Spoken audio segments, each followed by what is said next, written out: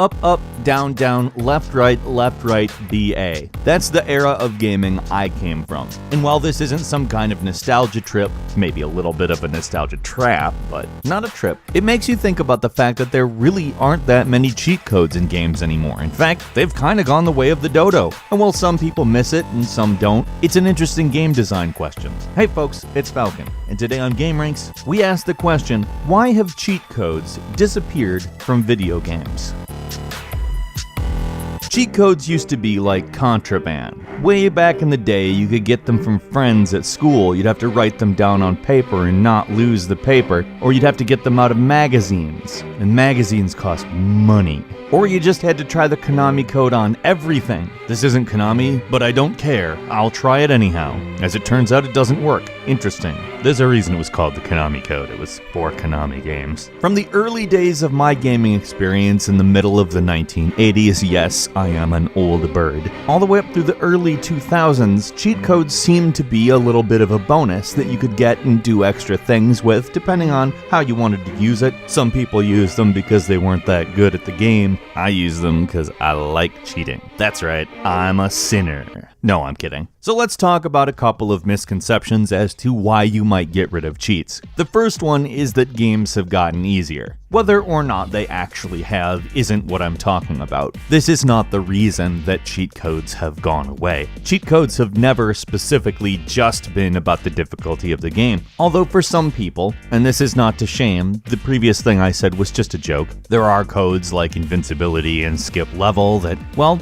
do make some difference in the playability of a game. Cheat codes could be looked at as an accessibility feature, but given you have to track them down and they aren't just there, it's not really much of an accessibility feature. If a person with a certain visual handicap needed a specific thing and you could only access it by code, that's not really an accessibility option. So it's not really anything to do with how easy or hard a game is. That's maybe something that's included in consideration, but it's certainly not the cause or the motive behind having or not having cheats. So if it's not player experience, why exactly were cheat codes introduced in the first place? This is the right question to ask because it leads us directly into why there are less cheat codes. Without cheat codes, debugging a game means playing it literally as if you are the end user. That means experiencing situations in the exact same way the player, the actual customer, the purchaser of the game would experience it. And let's just go ahead and say this, if you have to do that as well as program the game to not have any bugs, it's going to take you a lot longer to encounter all of the bugs you need to take out.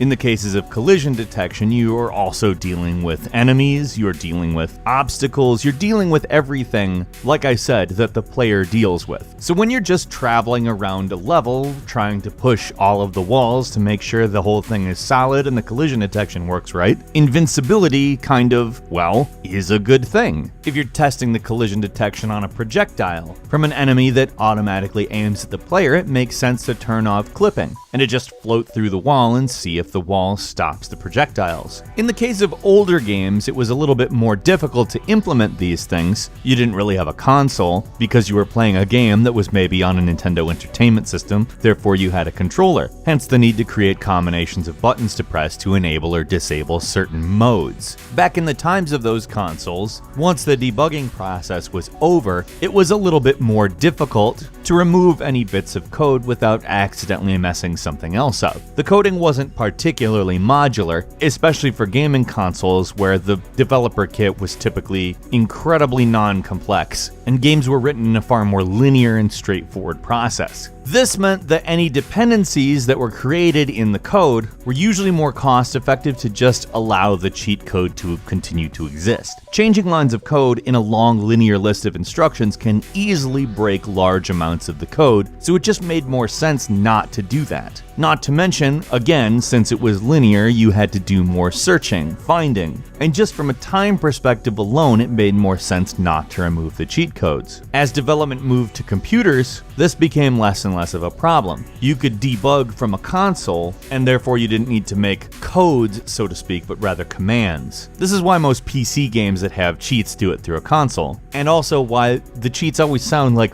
really developer-oriented terms. Now that isn't to say no cheat codes have ever been added specifically for user experience. There are sometimes codes like skip this level or invincibility that are added specifically for those reasons. There's also fun things like big head mode and all that, but a lot of the time those things are added for nostalgic reasons, reminding you of the days past when cheat codes were a thing. In a lot of games from the late 90s on, these cheats were enabled by unlocking them, making them not really cheats because they were official parts of the game. They function basically the same way as an achievement does nowadays, except it had a specific effect that was noticeable. Notably, the Uncharted series has done this, but mostly the reason for not having any cheats is specifically based around the development of the game. Development is much more high level and modular now.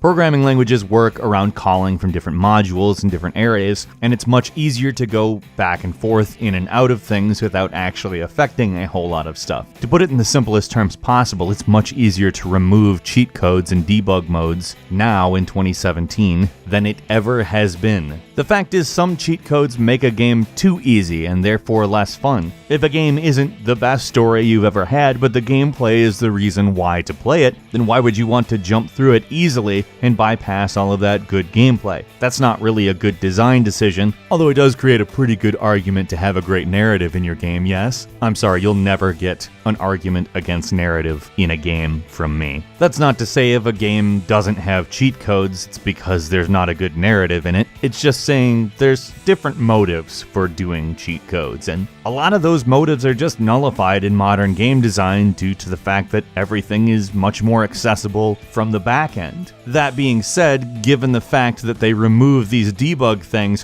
why aren't they debugging the games a little bit more? Seriously, we're getting so many games that are literally just a mess when they come out and they fix it with a patch later. It's highly irritating. But oh well. That's not what I want to end on, so I'll just do it one more time. Up, up, down, down, left, right, BA. Nostalgia. What was your favorite cheat code growing up? Leave it in the comments. I don't care what game it was for. I just want to hear how amused it made you. If you enjoyed this video, don't forget to click like, and if you're not subscribed, now would be a great time to do so. We upload brand new videos every day of the week, and the best way to see them first is, of course, a subscription. As always, we thank you very much for watching this video. I'm Falcon. You can follow me on Twitter @FalconTheHero, and we'll see you next time right here on GameRanx.